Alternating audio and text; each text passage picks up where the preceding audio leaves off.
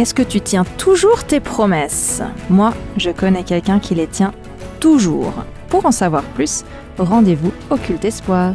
Samedi à 2h, 11h et 21h avec nos 3 animatrices, animateurs et leurs invités pour une belle heure de partage, musique et réflexion. Bonjour et bienvenue au Culte Espoir. Je m'appelle Amandine et je suis ravie de t'accueillir pour vivre cette heure de réflexion, de partage, de prière, de louange, de témoignage ensemble. J'ai le plaisir d'avoir avec moi aujourd'hui, c'est une équipe masculine, 2 autres chroniqueurs, Brian et Stéphane. Bonjour messieurs. Hello. Alors je sais que vous revenez comme moi de vacances. Alors vous avez bien déconnecté? Oui. Alors, carrément, et le retour était très difficile. Non, t'étais en France toi et toi t'es parti? Un peu l'Europe, Allemagne, Autriche, Italie, un petit tour. Trop chouette. Vous savez, alors toi t'as eu des vacances ou pas du tout? Pas encore. Alors, voilà. Physiquement oui je suis en vacances, mais dans l'esprit ça va venir parce que j'accueille ma famille donc... Ouh. Très bien. Bon alors du coup on a déjà entendu ta voix alors que je t'ai même pas encore présentée. J'ai le plaisir d'accueillir également avec nous Valérie Rosier, bonjour. Bonjour. Alors il me semble que Valérie tu es étudiant actuellement en théologie à Collonges-sous-Salève. Tout à fait. Et puis tu es aussi, alors c'est une jolie expression que Jérémy nous a donnée, tu es étudiant missionnaire à l'église de Saint-Julien-en-Genevois. En gros tu donnes un coup de main au pasteur là-bas. Exactement. Et comme je l'ai dit à Jérémy, je garderai cette casquette qui me va très bien. Excellent. Effectivement, je viens en renfort du pasteur actuel par rapport aux églises qu'il a déjà et à l'engagement qu'il a. Trop chouette. Est-ce que tu aimerais rajouter quelque chose à la présentation que je viens de faire? Alors oui, je vais quand même faire un petit clin d'œil à ma famille. Excellent, on aime bien ça. Donc je suis marié, père de 3 enfants et donc pour ne rien cacher, effectivement la 3e est arrivée pendant les études, donc c'est un joli clin d'œil de Dieu. C'est très joli, une période très fertile dans tous les plans. Tout à fait. Alors tout à l'heure tu vas nous parler de promesses, j'ai raison, c'est bien ça? Exactement. Est-ce que tu voudrais nous faire un petit teaser? En fait, nous constatons que dans la Bible, il y a effectivement beaucoup de paroles, beaucoup de promesses du Seigneur. Et j'en ai gardé une qui, à mon sens, reprend un petit peu les idées et qui poursuit, qui traverse la Bible de part en part et qui justement nous donne, donc si elle traverse la Bible, c'est probablement non seulement pour les personnages bibliques, mais pour nous aujourd'hui. Donc ce sera l'occasion de voir un petit peu ce que ça nous dit. Mais quelle est donc cette promesse? C'est bien, sympa. Il va falloir attendre tout à l'heure pour le savoir. Comme à mon habitude, je remets ce culte entre les mains de Dieu, que son Saint-Esprit nous conduise, qu'il ouvre notre intelligence, nos cœurs, pour recevoir ce qu'il souhaite nous partager aujourd'hui.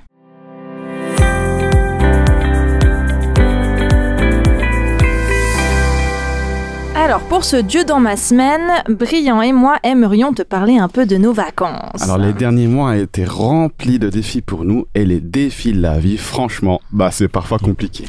C'est un peu, vous savez, comme dans le couple où quand on enchaîne les difficultés, il faut parfois prendre du temps au calme, partir en vacances pour se déconnecter du quotidien puis se reconnecter ensemble. Avec Dieu, c'est un peu pareil. On a ressenti le besoin de partir se déconnecter de notre routine pour se reconnecter avec Dieu, prendre du temps avec lui. Du coup, on a commencé cette aventure par un petit week-end tout spécial. Nous avons été du 7 au 9 juillet dernier au Jesus Festival. Est-ce que vous connaissez? Non, j'en ai entendu parler. On a entendu parler au centre de la France. Alors, c'est un festival de musique chrétien à Paray-le-Monial, une petite ville pas loin du centre de la France. Donc, c'est un festival qui rassemble des personnes de sensibilité, d'âge et d'origine très très variées, parce que ce festival propose un programme libre sur 3 jours avec des artistes chrétiens aux styles musicaux très différents. Alors, on a vu des gens venir seuls, on a vu des gens venir entre familles, entre amis. Yes, puis on a vu pas mal d'enfants aussi parce qu'ils proposaient de nombreuses animations pour les plus jeunes. Nous, personnellement, on a été avec un couple d'amis de l'église. D'ailleurs, petit big up à Sylviane et Yves. Yves, on sait que tu nous entends. C'est lui qui gère le son de la post-production de nos émissions, donc voilà. Bon, le but de ce week-end, pour en revenir à Dieu dans notre semaine... Oui, ou plutôt Dieu dans mon week-end, du coup. C'était de relever le défi d'enchaîner des temps de louange pendant 2 jours et demi. Parce que clairement, c'était pas juste des concerts, mais des vrais temps de louange que les artistes nous proposaient. Alors chacun à sa manière nous invitait à nous tourner vers Jésus, dire du bien de lui, reconnaître qui il est, ce qu'il a fait. Et quasiment à chaque fois, on a remarqué que ces artistes nous disaient quelque chose qui ressemble à Je sais pas ce que tu traverses, peut-être qu'actuellement tu traverses des choses difficiles, peut-être que tu es dans cette sombre vallée, mais sois encouragé, sache que Jésus est mort pour toi et t'a sauvé. Alors oui, comme ça peut paraître des paroles toutes faites. Mais c'était juste que de vivre des choses difficiles, être découragé, se sentir seul, en fait, c'est l'expérience humaine universelle. Et puis s'accrocher à Dieu, s'émerveiller de qui il est, le louer, l'adorer et se rappeler de son sacrifice pour nous et de sa victoire sur la mort, c'est aussi une expérience humaine que tout homme et toute femme est invité à vivre et qui unit les chrétiens. Ouais, ce week-end-là, je peux dire qu'on a vraiment lâché prise. On est vraiment rentré dedans. On a chanté pour Jésus. On a dansé pour Jésus. On a sauté pour Jésus. On a prié. On a pris du temps profond, personnel, intime. On a mangé. On a ri avec nos amis. Et Jésus a commencé ce week-end-là à percer de sa lumière le voile qui s'était posé sur notre relation avec lui à cause de nos défis de vie. Voilà, il a commencé à fissurer les murs, vous savez, qui se construisent un peu, des fois à notre insu, entre lui et nous, des fois entre nous en tant que couple, puis avec nous-mêmes, quand la vie elle est un peu trop rude, quoi. Alors pour conclure, nous sommes vraiment reconnaissants d'avoir pu vivre ces temps de louange au Jesus Festival, que nous recommandons d'ailleurs. Et puis nous sommes reconnaissants à Jésus pour sa main sur notre vie. Et nous demandons, si c'est ton choix, chère auditrice, cher auditeur, qu'il vienne également poser sa main sur ta vie.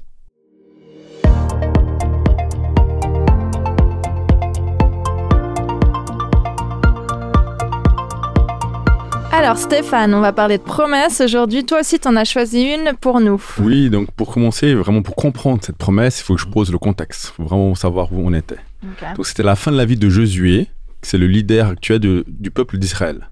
Donc ils ont passé 40 ans dans le désert, ils ont rentré dans la terre promise, Josué a vaincu Jéricho, toutes les aventures, et là c'est vraiment la fin de cette période, donc c'est le moment du partage des terres. Donc il va partager les terres pour les différentes tribus.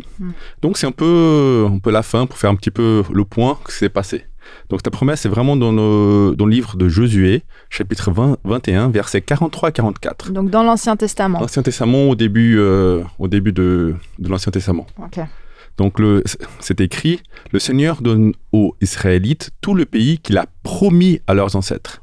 Ils prennent en possession et s'installent là. Le Seigneur leur donne la paix sur toutes les frontières comme il a promis à leurs ancêtres. Le Seigneur leur donne la victoire sur tous leurs ennemis. Aucun d'eux ne peut le résister. De cette façon, toutes les promesses que le Seigneur a faites au peuple d'Israël se réalisent. Aucune ne reste sans résultat. Nous pouvons voir sur ces lignes comment Dieu a tenu ses promesses qu'il a faites à leurs ancêtres, Abraham, Isaac et Jacob. Ce texte m'apporte personnellement l'assurance que si Dieu a tenu sa promesse au peuple d'Israël, il tiendra la promesse de notre salut, parce qu'aucune promesse ne reste sans résultat. Amen.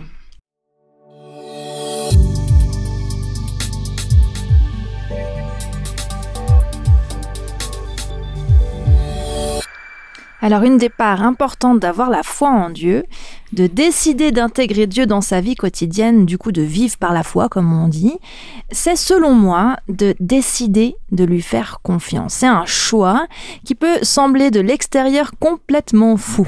En fait, plus tu découvres qui est Dieu, plus tu découvres ses promesses pour toi, son amour pour toi, qui est tellement grand qu'il te veut pour l'éternité à ses côtés, plus tu comprends que ses plans pour toi, ils sont bien meilleurs que tes plans pour toi-même. Et du coup, plus tu lui fais confiance. Et plus tu réalises à quel point il est fidèle, comme tu l'as dit, à travers la promesse du jour. Il est fidèle dans ses promesses, il tient ses promesses. C'est une des raisons qui, je pense, a conduit l'auteur du chant qu'on va écouter à dire notamment à Dieu. Tu es suffisant, tu es tout-puissant, tu as tout créé, tu règnes à jamais. Tu es souverain, tu n'as pas de fin. Tu es fidèle, tu conduis mes pas. Tu es fidèle, tu ne changes pas. Tu es fidèle, tu restes avec moi. Tu es là, près de moi. Voilà, je t'invite à écouter ce chant de Dan Lutton et Jérémy Poulet qui s'intitule « Tu es fidèle ».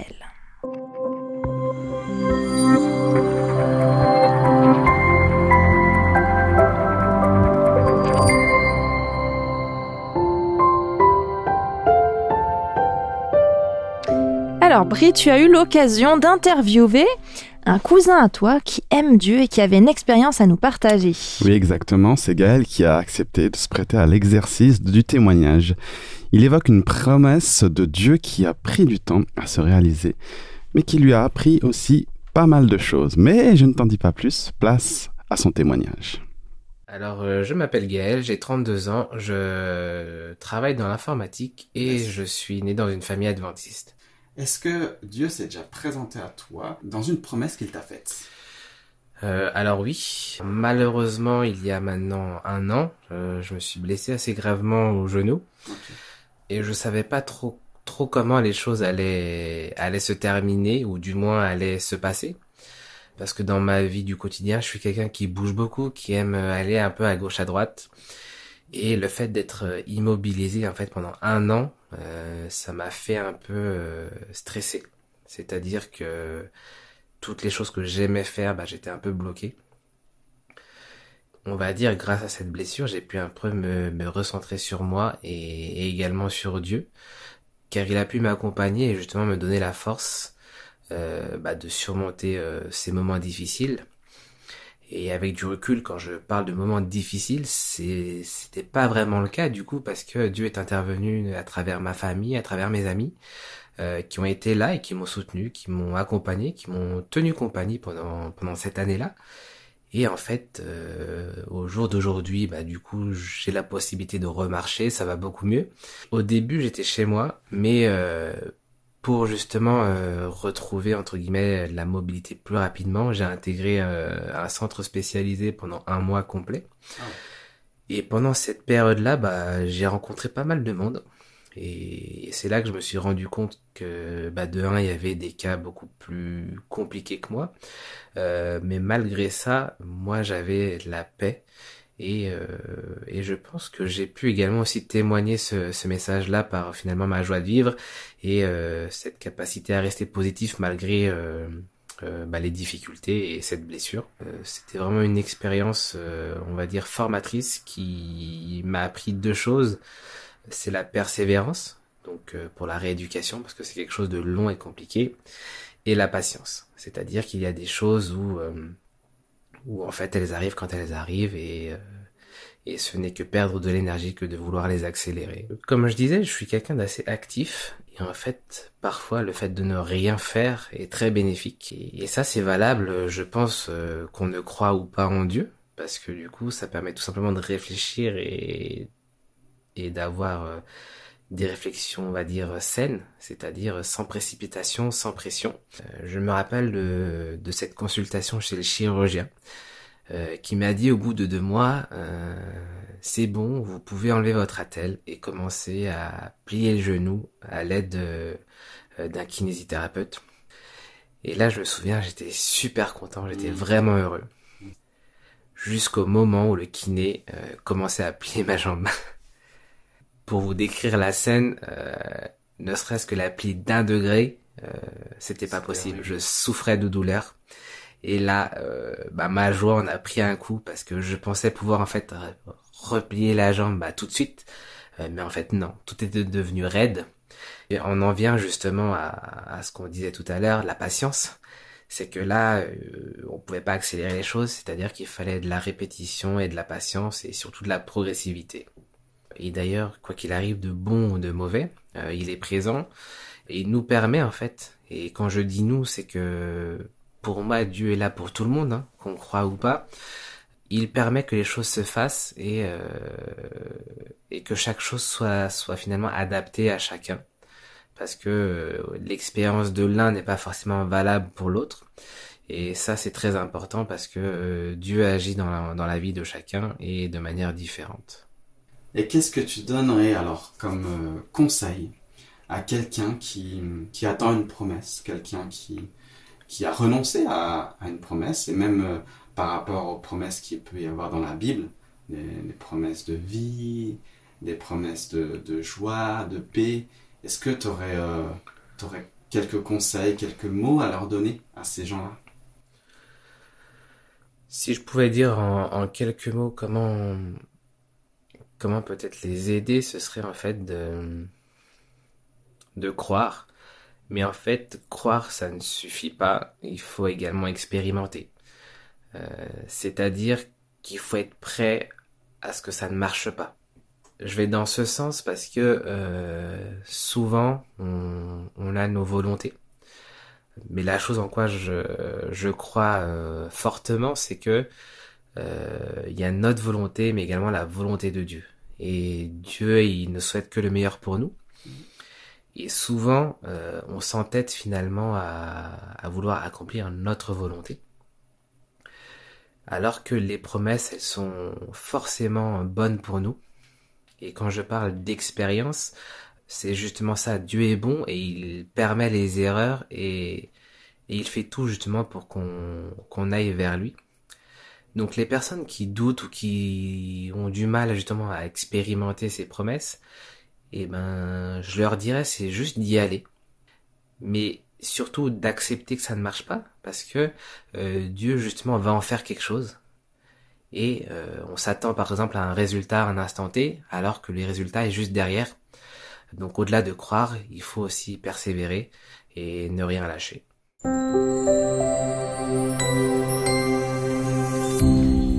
Valérie, la parole est à toi. Comme je l'ai dit tout à l'heure, effectivement, la Bible recèle différentes paroles qui traversent les siècles et qui servent encore aujourd'hui. Ces paroles sont appelées promesses que nous utilisons et qui nous servent à nous encourager à poursuivre notre cheminement avec Dieu. Et c'est une des promesses que je voudrais considérer ce matin pendant quelques minutes. Cette promesse, elle se trouve dans Genèse 28, verset 15. Et elle dit ceci. « Je suis avec toi, je te garderai partout où tu iras, et je te ramènerai vers cette terre, car je ne t'abandonnerai pas, jusqu'à ce que j'ai fait ce que je t'ai dit. » Amen. Cette promesse, elle est la parole de Dieu. C'est Dieu lui-même qui l'a prononcée, et il l'a prononcée à Jacob. Et si on doit faire un descriptif des personnages de ce temps et à ce moment-là, on dirait que parler de Jacob, c'est un personnage complexe. Complexe, et vous savez pourquoi? Parce que pour plusieurs raisons. Déjà pour son nom, rien que son nom, qui signifie littéralement tenir le talon ou retenir le talon. Son nom qui évoque déjà une idée de tromperie. Et vous savez que par la suite, effectivement, il y a énormément de choses qui vont arriver à ce personnage Jacob et qui va donc faire qu'il va probablement adhérer à son nom. Mais sans rentrer dans les détails de son nom, je voudrais insister sur la complexité de la vie de Jacob. D'abord, en arrière-plan son histoire, il y a une complexité dans la famille dysfonctionnelle, parents qui font le choix d'aimer chacun un enfant, le père qui aime son premier fils pour une raison par rapport à ses talents naturels, la mère qui aime l'autre fils par rapport à ses prédispositions à la gestion chrétienne de la vie, enfin la gestion de la vie au quotidien de préférence. Et cette complexité va poursuivre Jacob jusque dans ses liens avec les autres. Rappelez-vous par exemple sa vie lorsqu'il va prendre la fuite par rapport à ce qu'il a posé comme cadre dans ses liens avec son frère, et durant laquelle lui-même va connaître à la fois l'amour, il va connaître la joie, il va connaître la trahison, mais aussi la supercherie, et forcément ça va apporter dans sa vie de la douleur. Donc Jacob pendant longtemps a été un personnage complexe. L'histoire de Jacob, si on la considère, elle n'est pas si éloignée de notre propre histoire, de notre propre vie, soit la nôtre ou soit celle de ceux qu'on pourrait côtoyer au quotidien. Et donc la question que je pose, c'est justement face à ces défis de société, ces défis personnels, ces défis propres, comment nous pourrions, à quoi nous pourrions nous appuyer pour tenir. J'ai bien aimé le témoignage Gaël, ton âme, qui disait justement qu'il a appris ou réappris à se confier en Dieu. Et cette promesse que Dieu va faire à Jacob, justement, qui l'invite qui lui dit « Je suis avec toi ». Et ce « je suis » là est intéressant et important pour chacun d'entre nous, parce que c'est un « je suis » qui va traverser l'histoire. D'abord parce qu'on sait que c'est un « je suis » qui qui définit qui est Dieu. Quand Moïse va demander à Dieu, en tout cas à l'être qui lui parle, de pouvoir définir son nom pour pouvoir ensuite le transmettre aux Hébreux, il va dire « Je suis celui qui suis, je suis donc ». Et il va s'identifier comme cela. Et à travers l'histoire, nous avons différents « je suis ». Et nous avons des promesses comme par exemple celle du Seigneur. Donc j'ai parlé de Moïse, mais il va dire aussi à Isaac, le Seigneur lui est apparu, je te bénirai, je te multiplierai ta descendance à cause d'Abraham mon serviteur. N'aie pas peur, je suis le Dieu d'Abraham, je suis le Dieu d'Isaac, ton père. Dans Jérémie, il va dire, mais le Seigneur me dit, ne dis pas, je suis trop jeune, car tu iras vers ceux que je t'enverrai et tu diras tout ce que je t'ai ordonné. N'aie pas peur, car je suis avec toi. Bref. Mais ça, c'est dans l'Ancien Testament, mais dans le Nouveau Testament, peut-être un peu plus proche de nous. Ce je suis, il est aussi présent. Ce je suis se manifeste déjà par Emmanuel, Dieu avec nous. Et il va se manifester encore plus lorsque Jésus va s'adresser à ses disciples et il va dire « Quant à moi, je suis avec vous tous les jours jusqu'à la fin du monde. » Et même dans l'Apocalypse, ce je suis va se refléter lorsqu'il dit « C'est moi qui suis l'alpha et l'oméga. » Donc l'alpha et l'oméga, le commencement et la fin, éternité. Et le texte d'Apocalypse va se terminer en disant aussi « L'alpha et l'oméga, le premier, le dernier, le commencement et la fin, c'est moi. » Mais qu'est-ce que cela peut t'apporter dans ton quotidien aujourd'hui? Il me semble que cette promesse représente une constance dans la vie, donc une constance dans la parole, mais une constance aussi comme une garantie que Dieu est toujours présent avec nous. Quelle que soit l'histoire, quelles que soient les interventions de l'histoire humaine, mais quelle que soit mon histoire, Dieu est toujours avec moi. Ça, c'est le premier point. Mais il y a une deuxième notion que cette promesse révèle et celle qui, pour moi, à mon avis, donne du sens encore. Parce que c'est une chose de savoir que Dieu est avec nous et c'est une chose de vivre quotidien Dieu avec nous. Mais il ne s'arrête pas là parce qu'il dit « Je te ramènerai vers cette terre ». Donc, il y a une notion présente. Je suis avec toi. Je serai avec toi, pardon. Je suis avec toi. Mais il y a aussi le fait qu'il y a autre chose que le fait que je sois avec toi. Il y a quelque chose qui a de meilleur. Maintenant, pour les Israélites à l'époque, c'était de savoir que quoi qu'il arrive dans leur vie, Dieu va les accompagner et va les ramener vers cette terre. Adam et Ève aussi a vécu cette promesse d'une restauration. Ça s'est déjà présenté avec eux par le vêtement que Dieu leur a donné parce qu'ils se sont retrouvés nus. Nous pouvons aussi parler du peuple des Hébreux qui, lorsqu'ils étaient en Égypte, Dieu leur a promis qu'ils sortiraient, qu'il les délivrerait et qu'ils iraient en terre promise. Mais il y a une promesse que nous connaissons très bien qui dit « Dieu a tant aimé le monde qu'il a donné son Fils unique, afin que quiconque croit en lui ne périsse point, etc. etc. » On le connaît. Mais la vie éternelle. En Jésus-Christ, voilà. Jean 3,16. Et je pense que c'est là le sens plus profond de la promesse qui me dit « Je suis avec toi tous les jours, je vis avec toi, je marche avec toi, mais je veux aussi te donner l'assurance du salut. Je veux te sauver. » Et probablement, c'est là que prend l'aboutissement de cette promesse de savoir que quoi qu'il arrive, Jésus aussi vit avec moi. Il connaît mes problèmes, il connaît ma situation, il partage ma souffrance et il veut m'en sortir. Ça, c'est une chose. Et la solution qu'il me donne, c'est le salut parce qu'il dit justement, je veux quelque chose de meilleur pour toi. Et donc, la vie éternelle que Dieu nous propose et que Dieu nous assure. Je voudrais terminer mon ma petite intervention en disant que parfois, cette promesse, elle est à notre portée. J'ai oublié le prénom. Gaël. Voilà, Gaël. S'il n'avait pas fait cette action d'aller au-delà de ses forces, probablement, il n'aurait pas senti les bienfaits de ce que Dieu avait pour lui. Et parfois, il faut aller au-delà. Et donc, j'aimerais dire que c'est parfois nous-mêmes qui nous posons les limites de l'action que Dieu veut réaliser dans nos vies. Et donc, pour cela, je veux m'appuyer sur probablement une autre promesse, en tout cas une autre parole de Jean 14, verset 1 à 4. Pardon, du coup, je t'ai couvert. Quel verset? Jean 14, verset 1 à 4, qui dit que votre cœur ne se trouble pas. Mettez en moi, alors c'est une autre version que la version Louis II, mettez en moi, mettez votre force en Dieu, mettez aussi votre foi en moi, car il y a beaucoup de demeures dans la maison de mon Père, si cela n'était pas, etc. Je vous aurais dit, je vais vous préparer une place. Si donc je m'en vais vous préparer une place, je reviendrai vous prendre auprès de moi pour que là où moi je suis, vous y soyez aussi. De manière physique, nous allons rencontrer Dieu. C'est une promesse. Ces demeures là, donc c'est dans l'éternité, c'est ça? Ah oui, c'est dans l'éternité, mais c'est quelque chose que nous pouvons vivre dès à présent.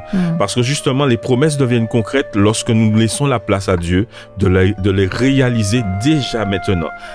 Ça se fasse maintenant, mais la concrétisation, la réalisation, le vécu réel, nous le verrons dans l'avenir. Voilà. Donc c'est cet encouragement que je voudrais vous donner, c'est que parfois les promesses sont à portée de main. Les saisir, savoir que oui, parfois ce sera pas toujours évident, ce sera parfois difficile, mais la promesse d'être toujours là avec nous, elle est réelle, et la promesse du salut est encore plus réelle, c'est l'accomplissement, l'aboutissement de tout ce que Dieu veut pour nous.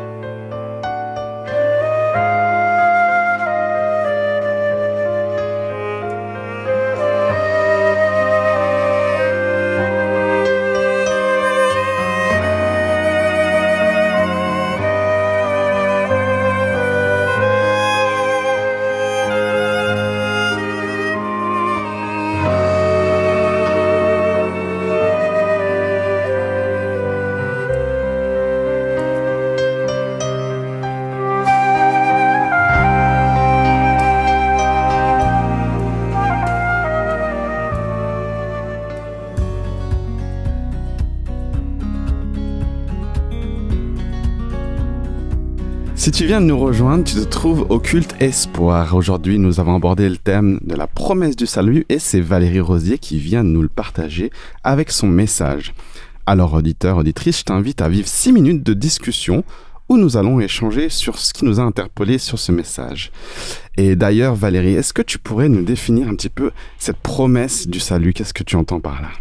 Alors, je vais prendre une image. Elle sera pas parfaite, mais je pense qu'elle pourra parler à tout chacun. Imaginez-vous que vous êtes au bon milieu de la mer et que vous vous noyez. Oh non, non. Très bonne image. En tout cas, que vous vous débattez et que bientôt les forces vous manquent et que vous sentez que vous allez couler. Eh bien, si à ce moment-là, vous recevez d'un sauveteur ou de quelqu'un une bouée, elle devient pour vous le moyen par lequel, justement, vous allez sortir de cette situation inévitable. D'accord? T'as quand même envie de sortir de l'eau après. Peut-être que tu n'auras probablement pas envie de revenir dans l'eau, mais en tout cas, le salut, c'est la possibilité aujourd'hui de sortir d'une situation qui est inévitable pour chacun d'entre nous. Et parfois, on n'a pas toujours cette notion de la réalité de ce qui arrive à l'homme, mais Dieu, quand il a voulu, par Jésus-Christ, nous donner ce salut, c'est parce que justement, la situation de l'homme, elle était inévitable. Et donc, ce qui est inévitable pour l'homme, c'est de toutes les façons la mort. Or, grâce à Jésus, nous avons cette espérance de salut, donc de vie éternelle.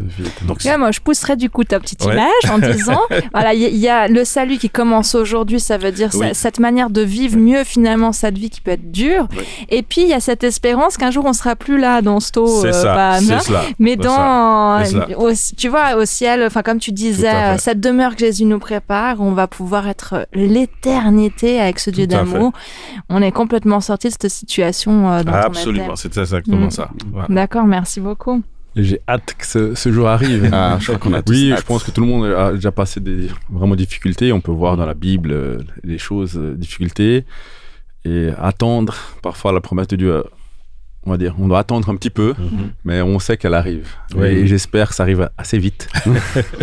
Que déjà ici, on voit, on fait les vacances, on a profité des paysages magnifiques. Et j'imagine même pas comment on va être au ciel. On parlait hier avec Briand de ces promesses que Dieu a réalisées dans la Bible qui nous encouragent. Tu l'as évoqué dans ta promesse du jour. Et puis tu l'as évoqué également en disant le peuple a pu avoir sa terre promise. Donc on voit que Dieu, en fait, à travers l'histoire de la Bible, a pu répondre à ses promesses, a pu les réaliser. Et du coup, c'est vrai que c'est un exercice de foi, se dire, mais en fait, Dieu va réaliser ses promesses pour moi. Je vais être sauvé si j'ai donné mon cœur à Jésus. Et puis des promesses même sur ma vie concrète, il va les réaliser. Mais punaise, il faut que je sois patiente. Et il disait aussi, Gaël, qui a une idée il y a des fois un décalage entre les promesses de Dieu que j'applique sur des plans personnels. Du coup, ça se réalise pas. Pas comme on veut, en tout cas. Et puis les projets où il dit, mais juste derrière... Voilà, et ça c'est quelque chose qui m'encourage. Et puis on parlait ça c'était hier aussi, on parlait de cette promesse que Dieu a fait à Ésaïe où il a dit la Vierge enfantera, et puis lui c'était 700 ans je crois avant que ça se réalise. Le gars il a eu cette promesse, il l'a prêché, il l'a jamais vu réaliser, et pourtant Dieu l'a réalisé. Des fois 700 ans plus tard. Donc du coup, même pour nous, pour la promesse du salut, peut-être que, cher auditeur, peut-être c'est maintenant, tu vas la voir, tu vas être sauvé aujourd'hui, demain, dans 30 ans, j'en sais rien. Peut-être qu'on va mourir avant de pouvoir la voir, cette promesse. La manière, parce que nous on pense qu'on fait nos plans, ça va se passer comme ça, comme ça, comme ça, mais la manière que Dieu finit pour vraiment nous donner la promesse. On peut voir le peuple d'Israël, c'était facile, donc ça arrive, vous traversez le désert, vous arrivez, vous voulez pas, ok, vous devez faire 40 ans, donc parfois la promesse de Dieu arrive bien, nous on veut pas comme elle, parce qu'on comprend pas, on veut pas comment elle arrive, donc on dit non, on veut pas comme ça, ok, donc vous devez parfois prendre du temps pour comprendre, faire les choses, et la promesse arrive. Donc parfois on a une idée, un chemin à tracer, qu'on pense que c'est comme ça, mais Dieu dit non, on va passer par d'autres côtés. Et là, ça va arriver. Donc, parfois, il faut... Et ça, vraiment, on arrive à faire la foi. Oui. En fait, c'est surtout que parfois, la promesse est là, elle est présente, elle est active. Mais il y a des choses dans nos vies qui peuvent faire barrage à la promesse, ou en tout cas qui empêchent la pleine réalisation. Et parfois, c'est formateur. Ça nous apprend à mieux nous connaître et parfois à délaisser un certain nombre de choses pour voir concrètement la réalisation, la plénitude de la promesse. Et ça, c'est difficile parce que ça peut prendre un certain temps. Et surtout, par rapport à ce que tu viens de dire, c'est que je pense que Dieu aussi agit concrètement, régulièrement dans des promesses qu'il nous fait. Et je pense qu'en tant qu'humain, on a tendance à vite oublier comment il agit et de se rappeler de « Ah oui, mais je me souviens, il a agi il y a un mois pour ça et tout ça. » C'était une promesse aussi. Et on a tendance à l'oublier, et ça nous ferait grand bien, je pense, de nous rappeler que oui, comme tu disais, et comme il dit dans la Bible, il est là. il est là, il est avec toi et il réalise ses promesses, la réalisation de la promesse du salut et la réalisation des promesses aussi que tu peux avoir plus concrètement dans ta vie. Je pense que c'est, peut-être pour conclure, je pense que c'est la différence quand la personne accepte Jésus dans sa vie. Cette promesse du salut, elle change ta perspective en fait du monde, elle change ta perspective de toi-même, des autres, et du coup tu vis différemment parce que t'as ce regard vers l'éternité mais qui commence aujourd'hui. Et ça, cher auditeur, chère auditrice, c'est quelque chose qui est radicalement différent de la vie sans Dieu finalement, et à laquelle on aspire, en tout cas nous, à vivre. On espère que toi aussi tu puisses y aspirer. Justement, toi, auditeur, auditrice qui nous écoute, comment ça te parle à la maison? Bon, alors du coup, pour conclure ce temps-là, j'aimerais te proposer d'écouter une petite musique, parce que moi, personnellement, parler de la fidélité de Dieu, parler de cette éternité, ça me met de bonne humeur. Et je trouve que la musique gospel, pour ça, est particulièrement efficace pour nous transmettre cette bonne humeur. Donc, j'aimerais te proposer d'écouter un chant de Hezekiah Walker qui dit, je traduis, « Je récolte la récolte que Dieu m'a promis, je reprends ce que Satan m'a volé, et je me réjouis aujourd'hui car je récupère tout. Fidèle est notre Dieu. » Amen.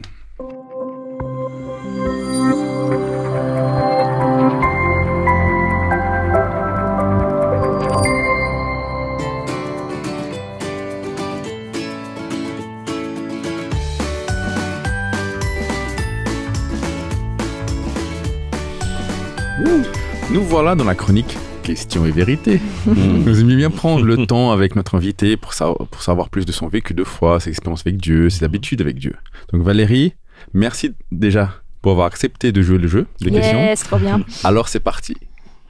Le thème de ton culte, je suis avec toi, la promesse du salut. Pourquoi ce thème? C'est un thème important pour toi? Alors important, oui, parce que comme je l'ai dit, j'ai constaté que c'est un thème qui traverse la Bible. Et déjà, le je suis m'interpelle beaucoup. Ça veut dire que, et on ne l'a pas relevé dans le texte, mais je suis, et ensuite tous les autres verbes sont au futur. Et pourtant, le je suis, il est au présent. Ça sous-entend que il est présent. Donc, s'il est présent, j'aime à découvrir qu'est-ce qu'il m'apporte au quotidien. Donc, la promesse, oui, c'était une idée de faire un petit clin d'œil à ce que j'essaye de vivre au quotidien.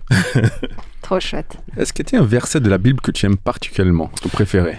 Il y a beaucoup de versets, mais j'ai un psaume en particulier. C'est un psaume que j'ai découvert il y a énormément d'années. C'est le psaume 20. Il n'est pas commun, mais j'aime beaucoup la dernière partie du psaume et qui justement est un encouragement à voir les promesses de Dieu se réaliser dans ta vie et le fait de pouvoir partager et être dans la joie avec les autres. Donc c'est un psaume qui me tient particulièrement à cœur. Ça veut dire que tu y retournes souvent? Tu vas souvent le lire?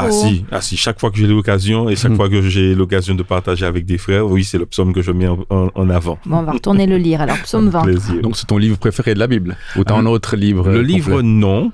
J'ai pas de livre particulier. Il y a effectivement parce que je trouve dans la Bible des perles, comme j'ai utilisé ce mot tout à l'heure.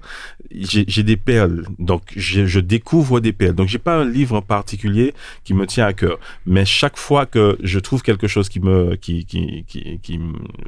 lequel je m'arrête, je prends du temps. Voilà. Tu cogites, quoi. Oui, énormément. C'est-à-dire que tu répètes le verset dans ta tête, alors, tu le revois. Je découvre l'environnement du verset. C'est-à-dire que s'il y a un verset, s'il y a un passage qui m'interpelle, je vois dans quel contexte cela c'est C'est un vécu. étudiant de théologie, ça. Alors là, c'est encore pire. J'avoue que c'est... Alors aujourd'hui, ça, avec tout ce qu'on apprend, oui, effectivement, ça devient une habitude. Ouais. Et avec cette habitude, est-ce que tu as vu un personnage que tu préfères ou que tu arrives à te... Alors là aussi, il y a plusieurs personnages. Mais et c'est lié aux études, par contre. Celui-là, c'est un personnage que je n'aurais pas choisi, mais que j'ai trouvé très beau. C'est le personnage de Ruth. Et probablement... Ah, mais c'est bien ça. Pourquoi? Super. Voilà le pourquoi. Parce que déjà, on l'a redécouvert en profondeur. Parce qu'effectivement, on passe dans le livre de Ruth. Donc Ruth, c'est un personnage dans l'Ancien Testament. Dans l'Ancien Testament, le tout livre, à fait. c'est quoi?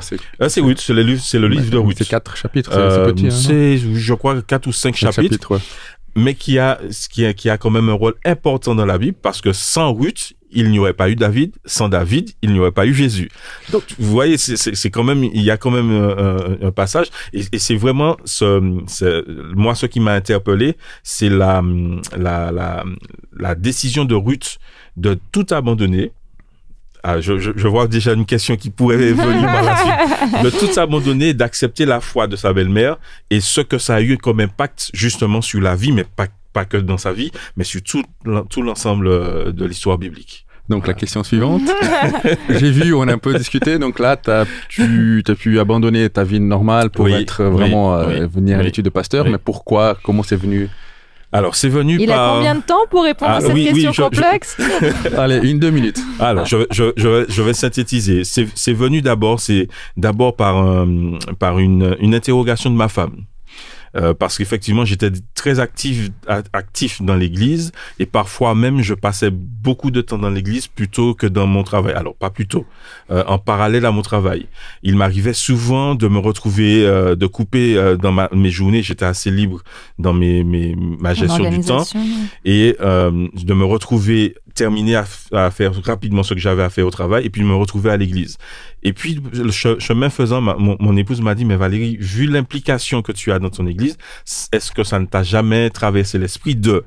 Et pour moi, ces épouses sont incroyables. Sauf que pour moi, à ce moment-là, j'avais réalisé, par la grâce de Dieu, j'étais dans l'aboutissement de ce que je voyais concrètement de ce que Dieu faisait pour moi, jusqu'à ce que, à force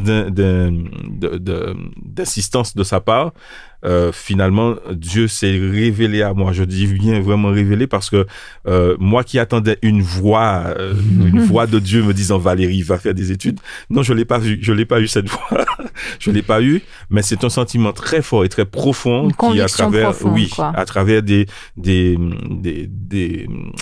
témoignages d'autres personnes qui m'ont fait sentir que oui, c'est le moment. Et donc, j'ai franchi le pas et entre le temps de ma décision et le temps que je me retrouve à Collonges, il s'est passé 6 mois parce qu'il fallait clôturer tout. C'était efficace.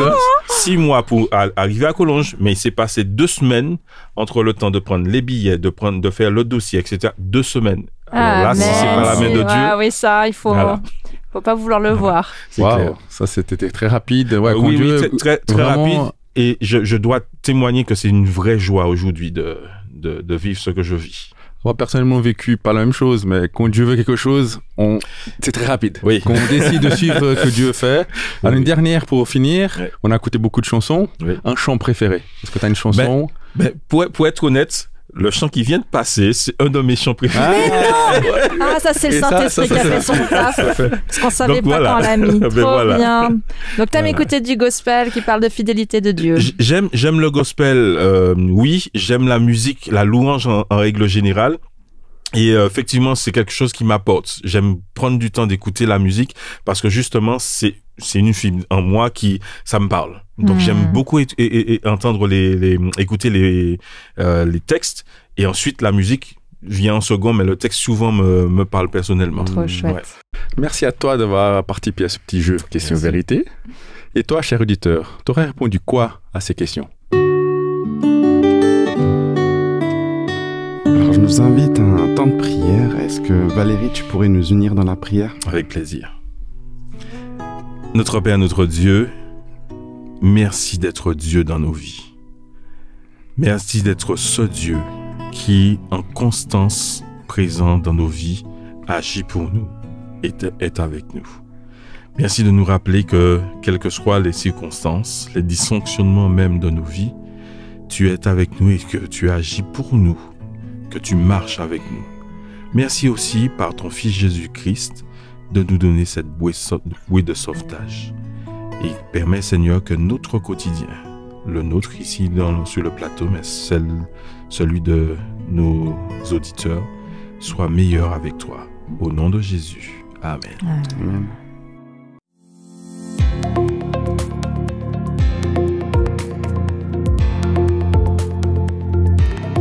Alors avant de conclure cette émission, Stéphane, quelle est l'action de la semaine?